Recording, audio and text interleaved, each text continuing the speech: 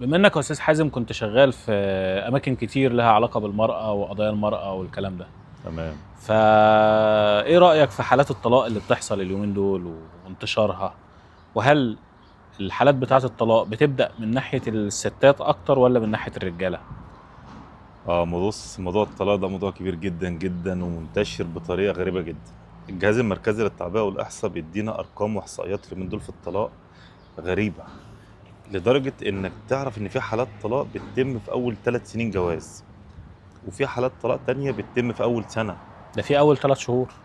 اول 3 شهور دول ده احنا لسه بنتعرف على بعض، ما حصلش حاجه يعني. اه كان في جوازات بتكمل 50 و60 سنه لحد ما يموتوا وهم زي ما هم. لكن اول 3 شهور لا، ارقام كبيره جدا. يعني عندك مثلا يقول لك 269 الف حاله طلاق تمت في 2022، امم حوالي 254 الف حاله طلاق في 2021. ده احنا الارقام بتزيد، واعتقد ان الايام دي الموضوع هيزيد اكتر. اشمعنى؟ بص، ليها جوانب كتير. آه الجانب الاقتصادي هو جانب مهم جدا. ارتفاع الاسعار والغلاء والمعيشه، الظروف الاقتصاديه بتاثر على راجل البيت، ممكن تضايقه، ممكن تخنقه، فالكلمه والتانيه مع النرفزه مع المضايقات يحصل طلاق. ده بالنسبه للحاجات الاقتصاديه. في حاجات تانية برضو ليها علاقه بتدخل الاهل. مشكلات ان حد من الاسره يتدخل في واحده، اول ما تحصل مشكله بسيطه ايا كان، قالوا ايوه يا ماما، ده شتمني، ده ضربني، ده قال لي، ده عمل لي، ده بص لي، حاجات كتير جدا يعني. صحيح بيحصل. فتدخل الاهل ده كارثه. في اهالي حكيمه، ممكن يحصل مشكله لبنتهم او عندهم فيقول لك خلاص، ازاي تدير الموضوع، ممكن ما حدش يتدخل، هم يحلوا بمشكله. لكن في البنت تتصل بيها تقول لها الحقيقه يا ماما ده قال لي، تقول لك هو ينسى نفسه؟ ده هو مين عشان ينسى نفسه؟ لا، هاتي هدومك وتعالي، سيبك منه. واحد قاعد مع واحد صاحبه، صاحبه ده مش فاهم ايه ابعاد الموضوع، فتيجي تشكي له يقول لك عنده مشكله في البيت، يقول لك عليه يا عم طلقها. فتبدا انت تسمع الكلام بمنتهى السهوله فتطلق. انت عارف ان احنا عندنا حاله طلاق بتتم كل 117 ثانيه؟ ده حقيقي، ده الموثق. اه برضه عايزين متوسط. نوصل ان دي الارقام الموثقه مم. اللي لها علاقه بحالات الطلاق. يعني انت مثلا لما تقول حالات طلاق بتتم باستمرار، طب يعني ده صباح الخير انت طالق، مساء الخير انت طالق، ده المحكمه مش ملاحقه. غير ان في خرس زوجي، اتنين عايشين مع بعض في البيت ما بيتكلموش، ده موجوده. غير الغضبانه عند اهلها، غير ان في صمت في البيت، في مشاكل، لسه ما وصلوش لمرحله الطلاق. كل ده مش موثق، كل دي ارقام وكل ده حالات موجوده. ايه اكتر سبب اه يخلي الست تطلب الطلاق؟ خلي الست تطلب الطلاق؟ اه ده سؤال صعب ده. محتاجين نسال ست. والله بص، بحكم المشكلات كتير اللي انا قعدت فيها، يعني لان انا ساعات بقعد في حل مشكلات يعني. امم الست ممكن تطلب الطلاق لو جوزها بخيل، ودي صفة سيئة جدا جدا في الزوج، ان هو يكون بخيل طبعا في بيته، دي حاجة صعبة جدا. في زوج تلاقيه بيضحك ويهزر ويكركر بره البيت، ويخش البيت يسكت خالص، يكتم، ما يتكلمش. في زوج دايما بيحسس الأسرة ان انا الراجل، انا اللي بجيب الفلوس، انا اللي بصرف عليك، وانا اللي بعمل، انا فهو حاططها دايما تحت ضغط ان انا كل في الكل، وانا اللي اعمل لكم كل حاجة. في دايما بيلعب دور الضحيه، راح فين، ده الظروف، ده البيت، ده انا، فضغط في البيت. في عنف في البيت، في عنف منزلي منتشر كتير جدا جدا. في رجاله بتضرب، ده حقيقي، بتضرب جامد. في رجاله بتشتم، في رجاله بتهدد ليل ونهار. لو غلطت هوديك عند اهلك، على الطلاق، لو ما عملتي كذا انت هتطلقي. فدايما هي حاسه بالتهديد. طب في فاهم هنا قصدي؟ سؤال، هل الذمه الماليه، يعني لما الست يبقى لها ذمه ماليه خاصه بيها او تبقى شغاله في وظيفه ما ومعاها فلوس، اه هل الفلوس بتجمد قلبها وتخليها اللي هو لا مش فارق معايا مع السلامه، فانا مش اه فارقه معايا كده كده لو اتطلقت منه انا ليا دخلي وليا فلوس والكلام دوت، ولا لا ايه رايك؟ لا، بص، هو بصراحة هو ده بيحصل عند بعض السيدات.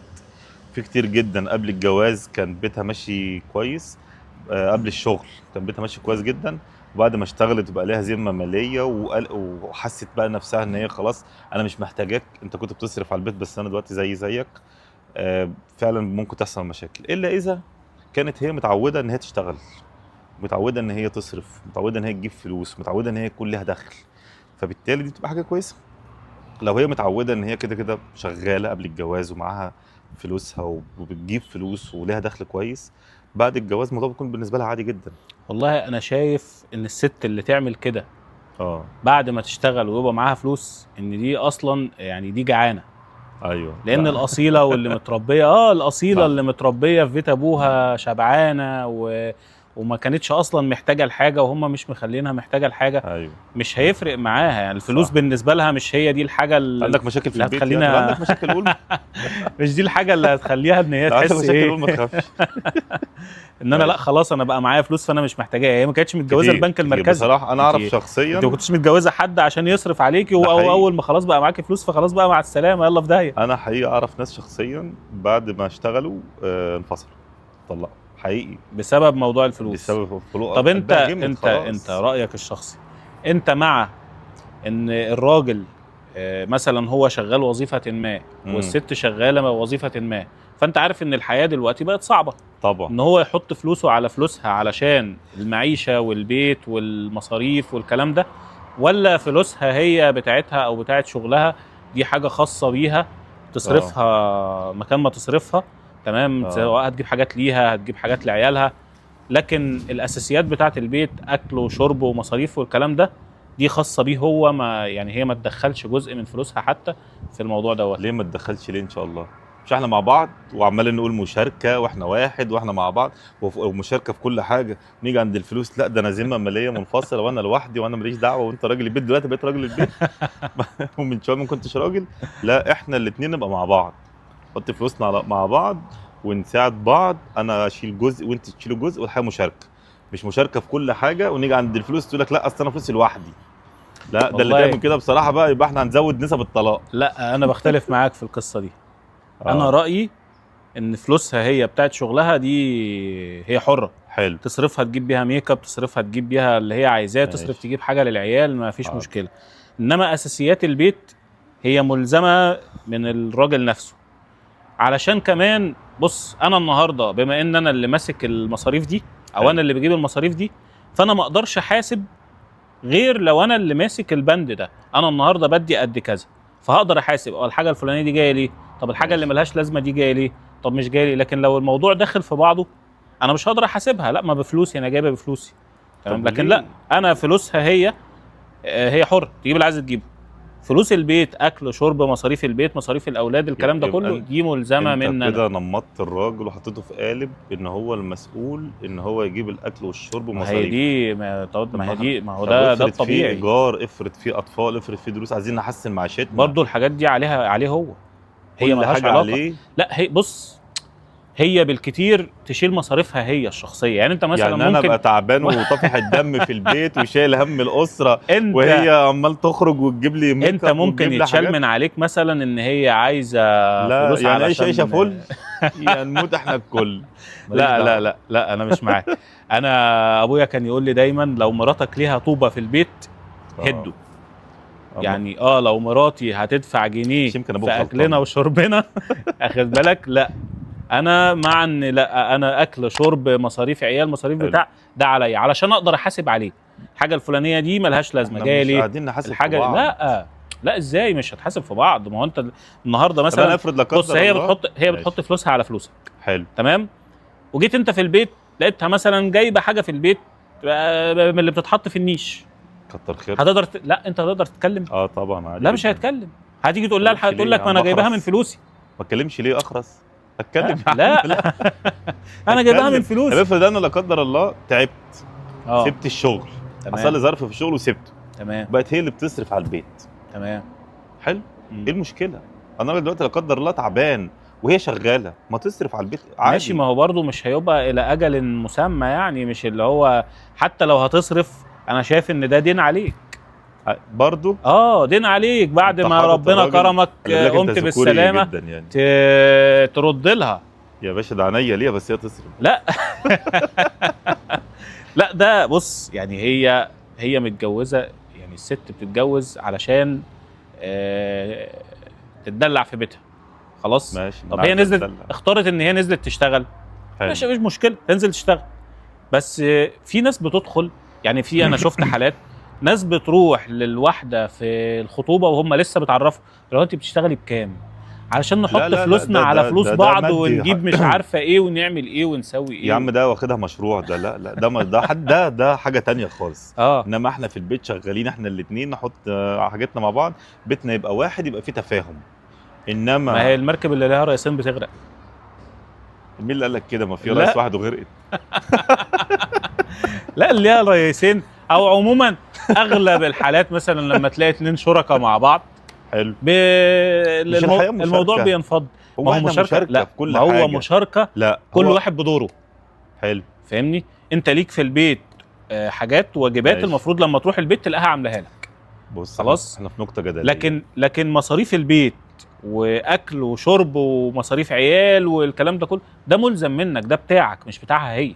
ليه؟ مين اللي قال كده؟ انا بقول لك كده. انت عندك مشاكل في البيت ما تقولهاش ليه؟ لا لا لا لا، عادي. بص الحياه مشاركه احنا الاثنين في كل حاجه. حلو. مش احنا بنقول ما فيش فرق ما بين الراجل والست غير الحمل والرضاعه؟ مين قال لك ان ما فيش فرق؟ لا لا فرق فيسيولوجي. لا في فرق بيولوجي. ما لناش دعوه بالبيولوجي. احنا بنتكلم دلوقتي في مثلا اللي ايه فكره، يعني الفكره دلوقتي السائده في البنات انا سترونج اندبندنت وومن، ماشي على نفسك. يا عم ماشي. انا اللون ده في البنات بتاع سترونج اندبندنت وومن وانا مش عارفه ايه، لا مع نفسك انا مش عايزك اصلا.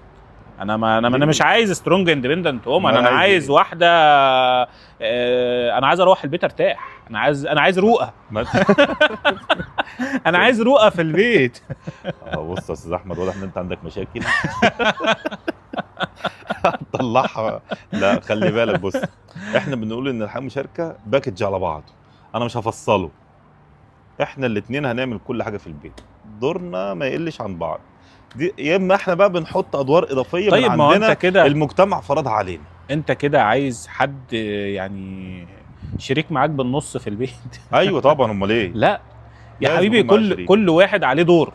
جميل. انا دوري حلو. بجيب فلوس، بجيب الدخل، بجيب مصاريفي، بجيب المصاريف العيال، بجيب الكلام ده كله، فاهمني؟ رب الاسره. حلو. خلاص. وهي دورها ان انا لما ارجع بيتي ارتاح فيه، احس بسكينه حلو. في البيت ده.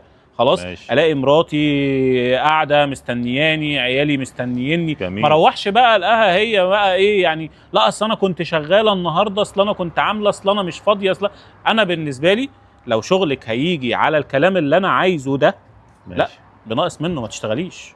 بص خلينا اقول لك على حاجه. الشغل بالنسبه لي ملوش لازمه لان انت مش محتاجاه، ده حاجه اضافيه. خلينا نعترف ان السيدات بتاخد ادوار اضافيه.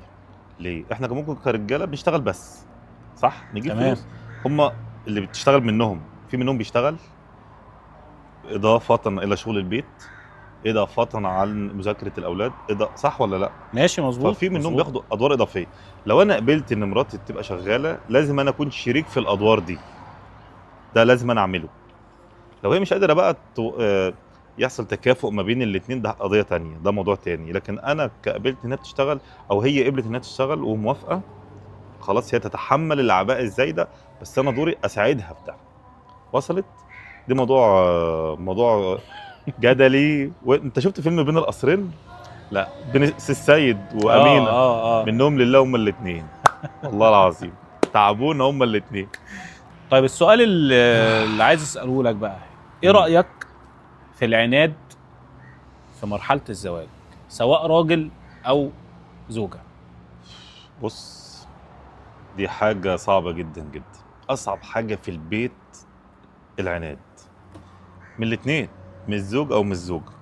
يعني لو واحد مراته بتعاند قصاد منه، هتلاقيه في لحظه معينه بقى يعند، وهما الاثنين هيعندوا، هما الاثنين هيخسروا. اسوأ حاجه لازم نص نجاح الحياه الزوجيه في التجاهل.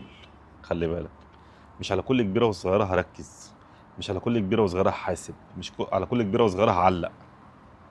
في بعض الاوقات محتاج ان انت تعدي الهفوات، الحاجات البسيطه، الحاجات اللي مش محتاجه موضوع.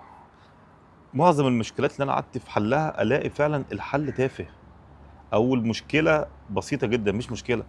هما الاثنين نشفوا دماغهم قصاد بعض، هو عند في حاجه معينه وحلف طلاق لازم تتعمل، وهي بقت بتعند قدام منه، ده مش صح.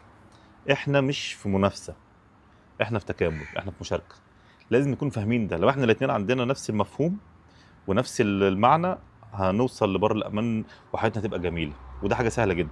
لكن انا مش، هو مش حد ضدي او حد قصادي عشان خاطر انا كل شويه اعند معاه، ولا انا عدو ليه عشان اتعند معاه في كل اللي راح واللي جاي. لازم احنا الاثنين نعدل بعض، لكن العند ده هيوصلهم في الاخر للطلاق. ده حقيقي، ده حقيقي. طيب ليه اسماعيليه تحديدا حالات الطلاق عالية فيها جدا؟ النهارده محكمة الأسرة بتاعت اسماعيلية بتشتكي من كتر حالات الطلاق اللي موجودة والخلافات اللي موجودة، وكل ما تعدي من جنب الاسم تلاقي العفش بينزل والعفش بيطلع يعني اسماعيلية أمرها، اسماعيلية بالذات أمرها بقى صعب جدا. ما بص، موضوع بقى سيء جدا، واسماعيليه الحالات زادت فيها قوي، ومحاكم الاسره زادت فيها المشاكل كتيره جدا. لما الواحد بيشوف القضايا دي والمشكلات دي بتضايق. ما تعرفش اسماعيليه ايه اللي حصل لها. احنا كنا محافظه هاديه جدا، ما عندناش اي مشكلات، لكن بقى لنا فتره حالات الطلاق في ازدياد. هل ده ليه عوامل اقتصاديه؟ ممكن. هل ليه عوامل اجتماعيه مثلا، الاسر، الاهالي، الوعي الخاص بالناس دي ممكن يكون مش موجود. يعني انا بشتغل في كذا مشروع ليه علاقه بالزواج، معظمهم مش فاهمين. في بنات بتتجوز صغير تحت 18 سنه، مش فاهمه يعني ايه جواز، ما عندهاش الخبره الكافيه ان هي تدير بيت، ان هي تبقى تكون اسره. فلما بنيجي نسالهم ليه حصل الطلاق، ليه المشكلات، يقول لك ما كنتش اعرف. الاباء بيتجوز بناتها صغير، تيجي تقول له بيتجوزها ليه صغير، يقول لك انا عايز افرح بيها، عايز استت البنت، الكلام اللي بنسمعه. لكن احنا لما بنبقى في مشكله فعلا وبنعمل بحث ليها، بنكتشف ان هو عايز يخلص منها، عايز يرتاح منها.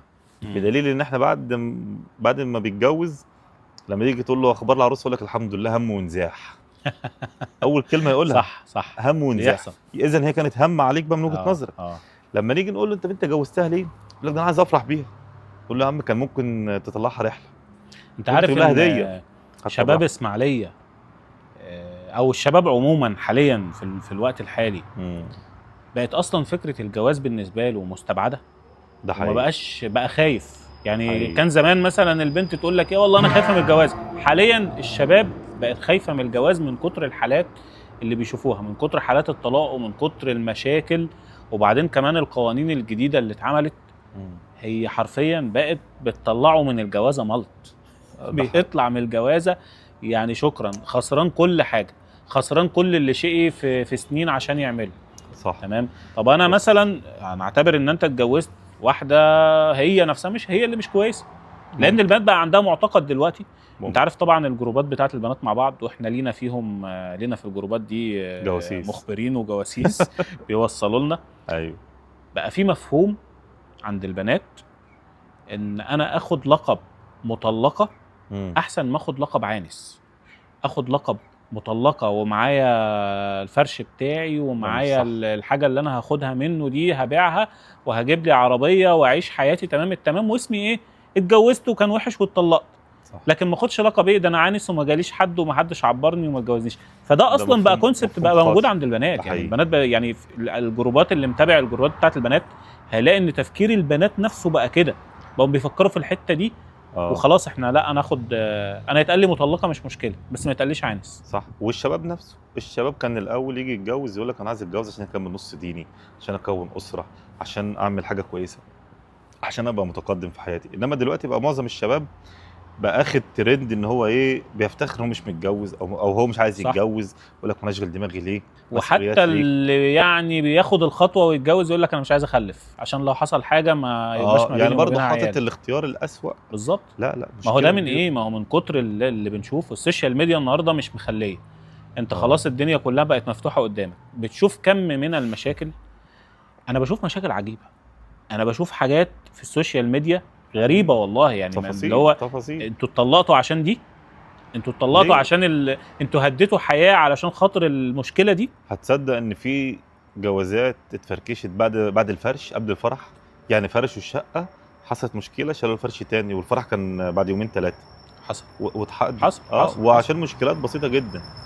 طب يا جماعه، ده احنا اسرتين بنكمل بعض عشان نفرح.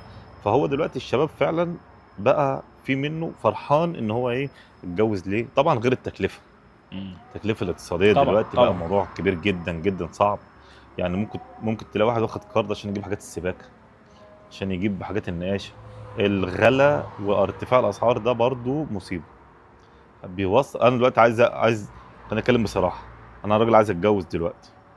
مش انا اللي عايز اتجوز، انا بقول لك يعني لو واحد عايز يتجوز. انت خايف. انا انت مرعوب. خايف الفيديو مرعوب. يوصل لا انا مرعوب. تمام.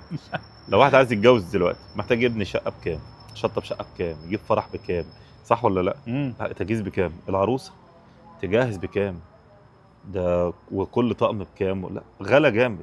تحس انه مشروع كبير جدا. ما هو كمان الاهالي بتكبر، خصوصا اهالي البنات، يعني بتكبر الموضوع قوي. يقول لك علشان يعرف قيمتها. هو لازم يعرف قيمتها لما تقطم ظهره.